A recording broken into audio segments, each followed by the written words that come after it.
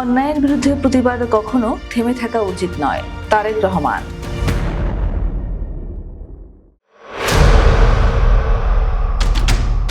অন্যায়ের বিরুদ্ধে প্রতিবাদ কখনো থেমে থাকা উচিত নয় বলে মন্তব্য করেছেন বিএনপির ভারপ্রাপ্ত চেয়ারম্যান তারেক রহমান।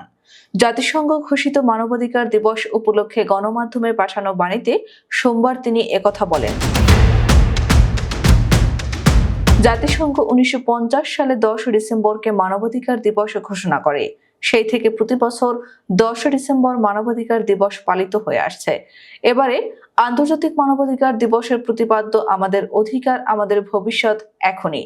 এই দিনে প্রতিপাদ্যকে সামনে রেখে বিশ্বের বিভিন্ন দেশের মৌলিক অধিকার হারানো নির্যাতিত মানুষের প্রতি গভীর সহমর্মিতা প্রকাশ করেন তারেক রহমান। পাশাপাশি বাংলাদেশ সহ পৃথিবীর কোথাও যেন ভবিষ্যতে আর কেউ মৌলিক মানবাধিকার থেকে বঞ্চিত না হয়, সেই লক্ষ্য বাস্তবায়নে একটি ন্যায়নিষ্ঠ ও জবাবদিহিমূলক রাষ্ট্র ব্যবস্থা গড়ার প্রত্যয় ব্যক্ত করেন বিএনপির ভারপ্রাপ্ত চেয়ারম্যান। তারেক রহমান বলেন, আমাদের দেশ দীর্ঘ একদলীয় শাসনের কালো অধ্যায় পার করেছে। যখন মানুষের অধিকার হরণ করা হয়েছিল, গণতন্ত্রকে ধ্বংস করা হয়েছিল এবং রাষ্ট্র ব্যবস্থাকে ব্যক্তিগত ক্ষমতায়নের জন্য ব্যবহার করা হয়েছিল।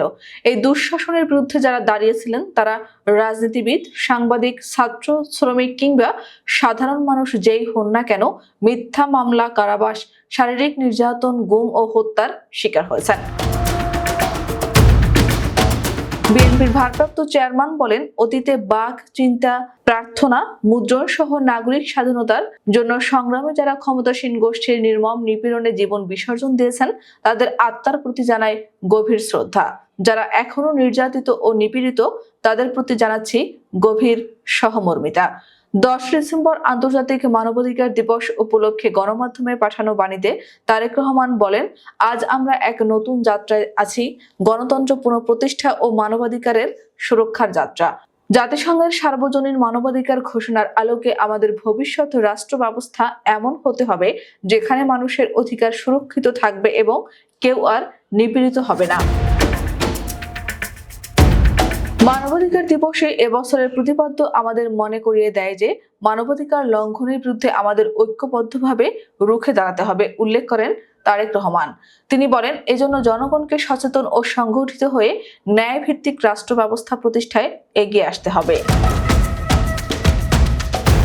তারেক রহমান বলেন, দেশের আপামর জনগণের নেত্রী দেশ নেত্রী বেগম খালেদা জিয়া দীর্ঘদিন কারাবন্দী থেকে মিথ্যা মামলায় শাস্তিপ্রাপ্ত হয়ে যে নির্মম পরিস্থিতির শিকার হয়েছিলেন, তা আমাদের ইতিহাসে এক কলঙ্কজনক অধ্যায়। এই অধ্যায় আমাদের স্মরণ করিয়ে দেয় যে অন্যায়ের বিরুদ্ধে প্রতিবাদ কখনো থেমে থাকা উচিত নয়। এই মুহূর্তে দেশের মানুষ ঐক্যবদ্ধ, উল্লেখ করে তারেক রহমান বলেন, মানবাধিকার সুরক্ষিত রেখে প্রকৃত গণতন্ত্র প্রতিষ্ঠার এই যাত্রায় সবার এগিয়ে আসতে হবে। জাতিসংঘ ঘোষিত মানবাধিকার দিবসে এটাই হোক আমাদের দৃঢ় অঙ্গীকার।